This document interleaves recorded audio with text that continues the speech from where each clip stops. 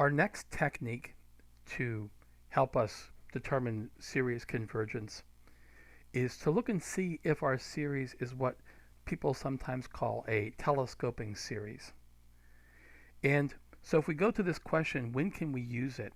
What sort of form does the series have to have for us to say that it's going to be a telescoping series? And the idea is that I'm going to have some series. So let me just kind of write the general form for uh, our infinite series here.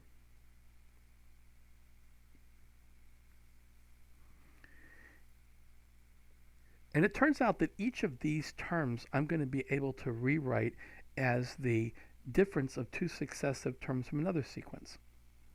So let me just kind of give you an example here, okay? And let's just start this for the sake of argument. I'm just going to say it starts at n equal to 1, okay? So if we look at our example here,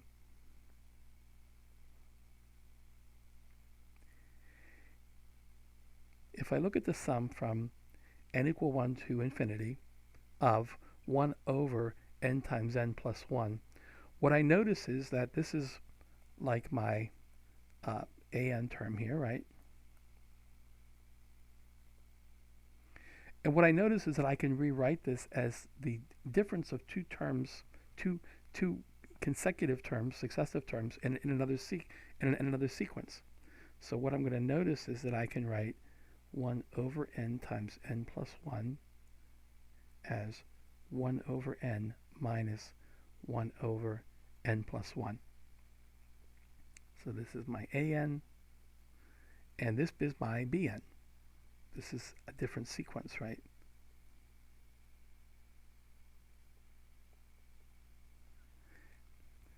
And so we can see what's going to happen, right? If we look at this infinite series, what's going to end up happening is terms are going to cancel. So if I look at this one here, a1 can be written as b1 minus b2, right? Write that a little neater. So if I look at a1, this is the sum a1 plus a2 plus a3 plus dot dot dot.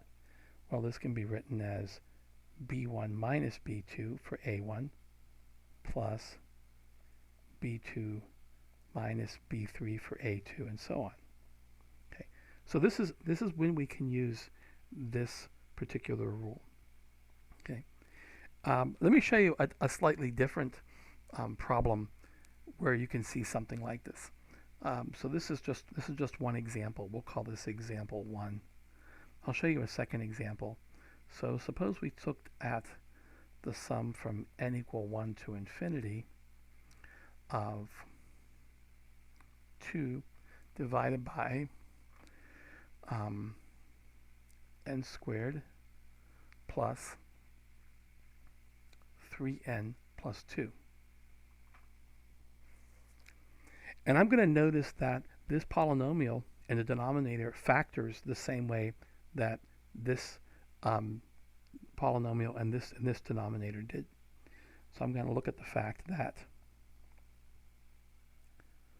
1, I'm just going to look at the fact that, first of all, n squared plus 3n plus 2 factors like n plus 1 times n plus 2. And so this tells me, and essentially what I'm really doing is I'm using the method of partial fractions, right? That's one way to think about this.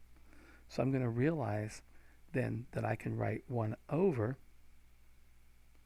n squared plus 3n plus 2 as 1 over n plus 1 times n plus 2. And it's the fact that these two terms just differ by 1 that allows me to split them up and write them as a difference. And if you don't believe me, or you like to do things kind of the long way, you can do a partial fraction decomposition and convince yourself that this is the partial fraction decomposition of this rational function. Okay? So then I can go ahead, putting this all together now, I can rewrite this as I can always take out constant factors, okay? I can write this as this difference.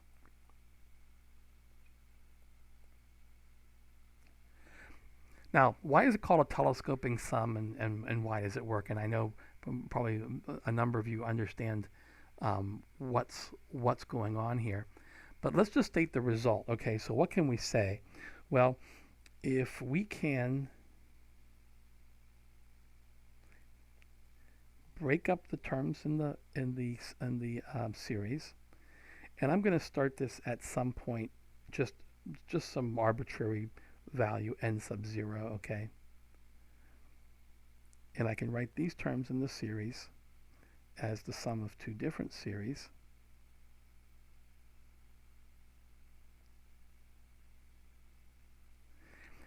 The entire series becomes b of n naught. That's what the results tells you. And so if we go back and actually apply this now, let's apply it to these two examples that we just did a second ago, right? So the first example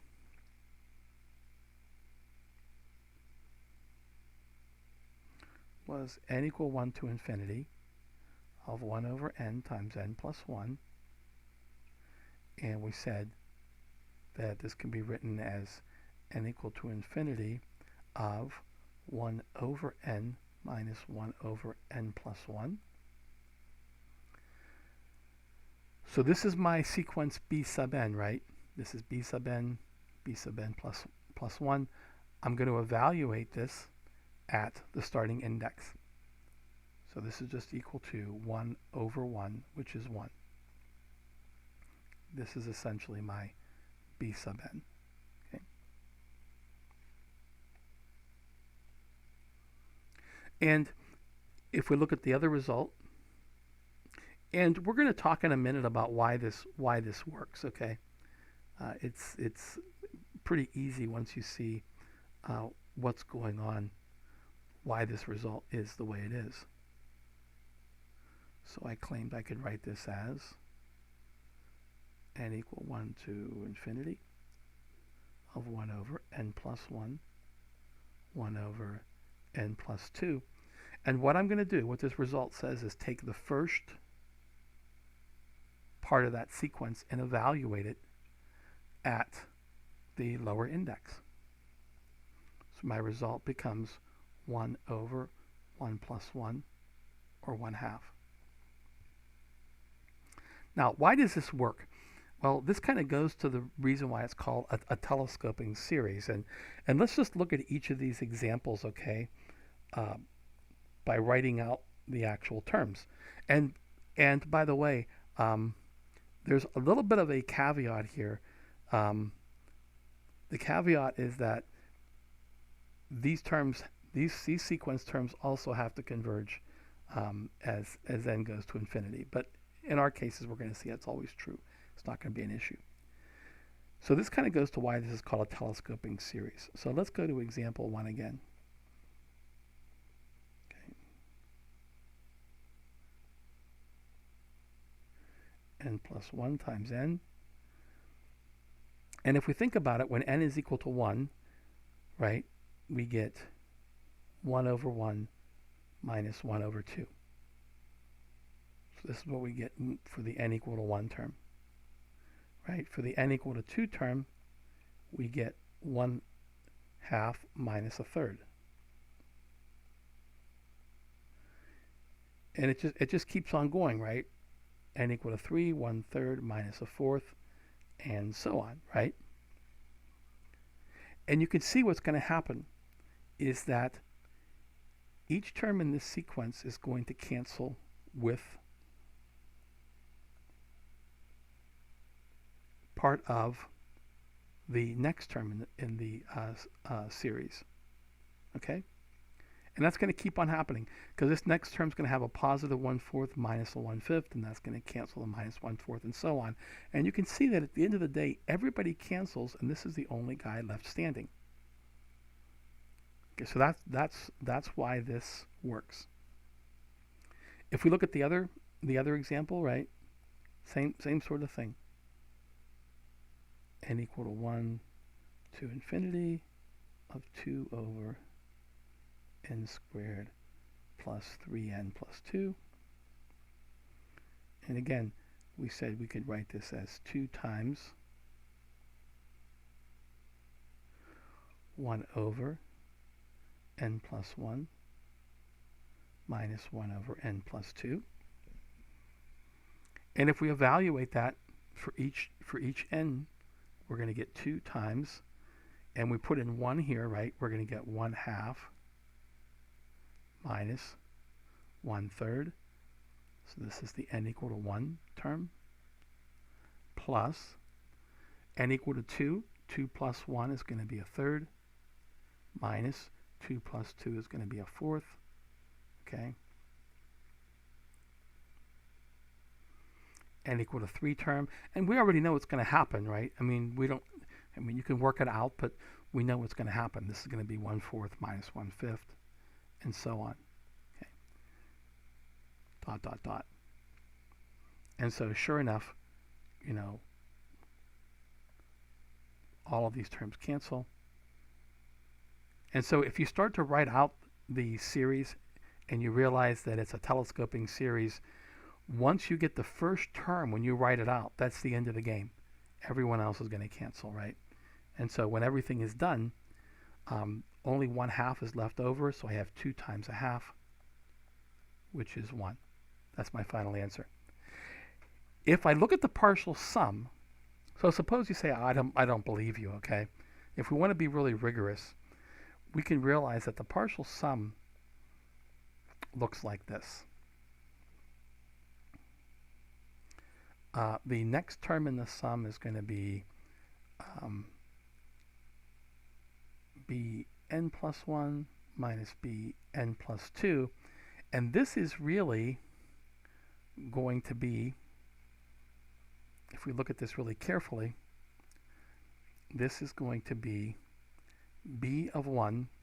Let's just suppose our sum starts at 1, right? Minus bn plus 2, because everyone else cancels. And so, and the limit of n goes to infinity, right? This has to go to 0. So in order for this to converge, the limit as n goes to infinity.